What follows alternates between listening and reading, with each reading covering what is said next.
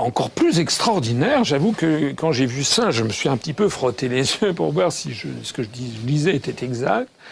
C'est la déclaration qu'a faite Jacques Attali lors d'un colloque qui s'est tenu à Paris. C'était au musée du Quai Branly, là, au musée des Arts Premiers. C'était là, il y a quelques jours, fin mai 2016.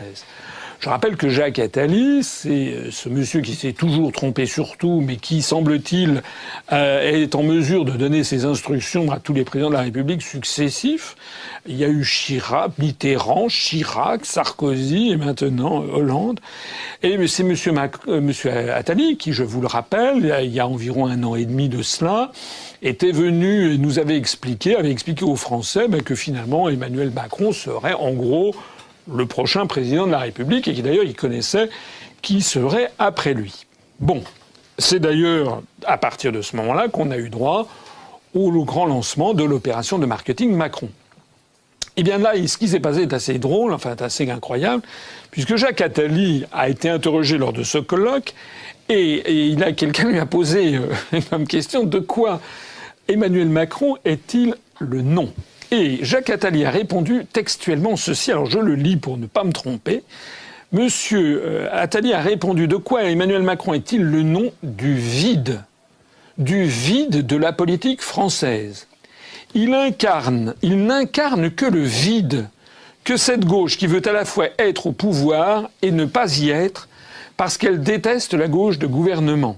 Il est le nom de ceux qui rêvent que la gauche ne soit pas au pouvoir. Emmanuel Macron a un talent fou, ça c'est ce que dit M. Attali, je lui laisse En tout cas, il n'a pas un grand talent pour convaincre les grévistes quand il va sur le terrain. Je l'ai repéré tout de suite, dit Jacques Attali, présenté au candidat Hollande, donc il confirme que c'est bien lui qui a créé le personnage politique Macron. Je l'accompagne toujours, je lui dis d'ailleurs ce que je pensais, si seulement il se saisissait d'un programme. C'est un assassinat en règle. Ou plus exactement, c'est une espèce d'injonction. À l'évidence, M. Attali et les gens qui pilotent toute cette opération Macron s'impatientent de voir que leur poulain, qui a été lancé, enfin, c'est inimaginable. La couverture médiatique de tous les grands médias du pays est à la disposition de M. Macron. On sort des sondages extraordinaires. Paraît-il qu'il y a 34, 35, 38% des gens qui rêveraient de voir M. Macron à l'Élysée, etc. Moi, j'en cherche toujours autour de moi. Si vous en connaissez, donnez-leur l'adresse du siège de l'UPR qui viennent se présenter, parce que je pense que ce sont des animaux rares. Moi, je n'ai jamais vu quelqu'un qui en pince pour M. Macron. Bon, paraît-il qu'ils sont 38% de la société française, d'après les sondages. Mais on voit bien que cette oligarchie commence à s'impatienter de voir que ça tarde, que la mayonnaise tarde à prendre, et que l'opération En Marche, elle fait plutôt du surplace, je le disais la dernière fois. Alors c'est à ce moment-là qu'est arrivé un nouveau développement sur lequel il faut quand même porter un regard lucide. Le nouveau développement,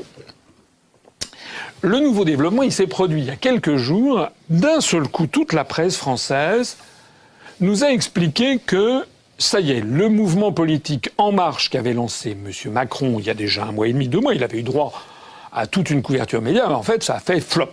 Voilà. Alors, M. Macron avait dit qu'il avait 13 000 adhérents. En fait, on a découvert, c'est le Canard enchaîné qui avait montré que c'était pas 13 000 adhérents.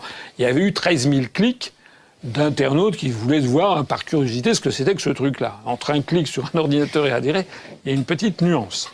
Monsieur Macron est, semble-t-il, un petit peu embêté, l'oligarchie s'impatiente, Jacques Attali a fait les déclarations que je viens de rappeler, donc Monsieur Macron est un peu pris à... Voilà, donc il a annoncé récemment, paraît-il, qu'il y avait maintenant 50 000 adhérents En Marche. Un jour, il va nous dire qu'il y a 10 millions d'adhérents à En Marche. Bon.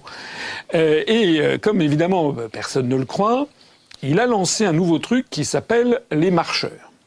Donc, on a vu dans le journal Le Parisien, par exemple, dans La Dépêche, etc., je cite Le Parisien qui disait « Des milliers de marcheurs ont préparé le porte-à-porte que le ministre lance ce samedi, c'était samedi dernier, pour un diagnostic du pays. » Alors, écoutez bien ça, parce que ça vaut quand même le coup.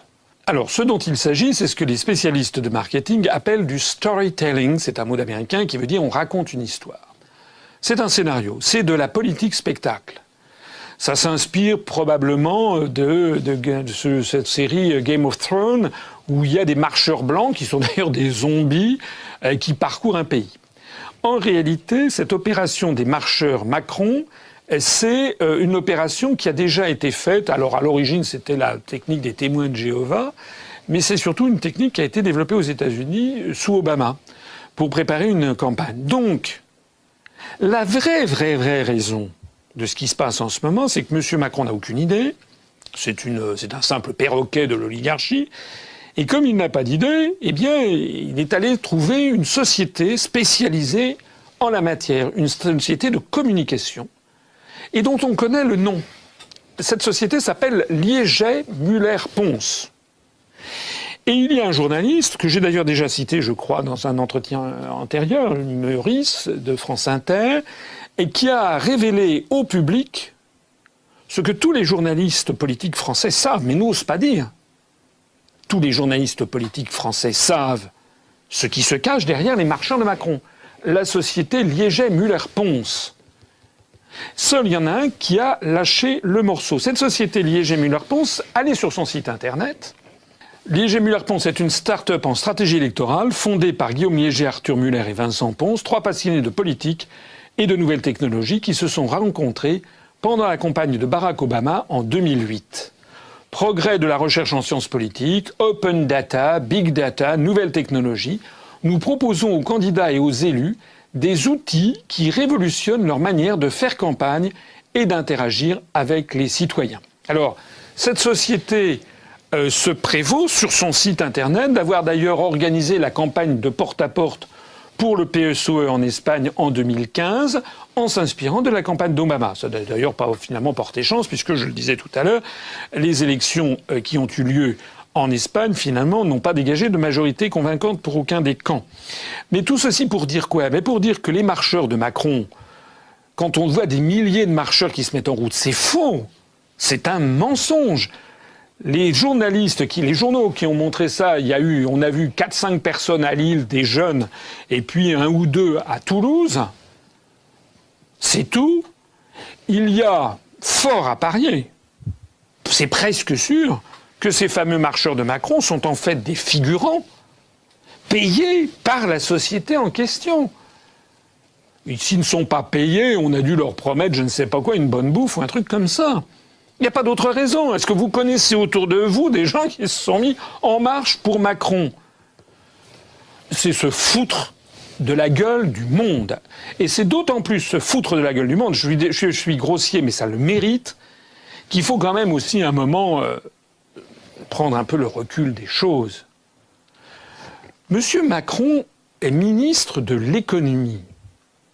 Il est au gouvernement français depuis maintenant plusieurs mois, bientôt 1 an.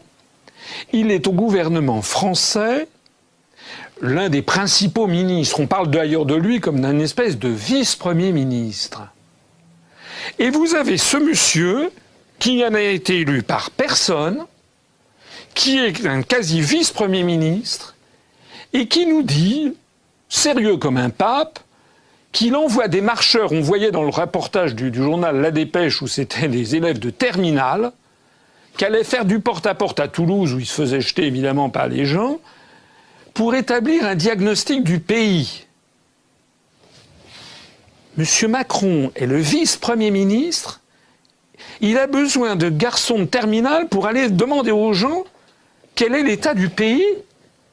Mais quelle est la politique qu'il fait? En vertu de quoi? S'il se fonde sur quoi? Et d'ailleurs, à quoi servent les services des renseignements généraux, enfin qui ont changé de nom, du ministère de l'Intérieur?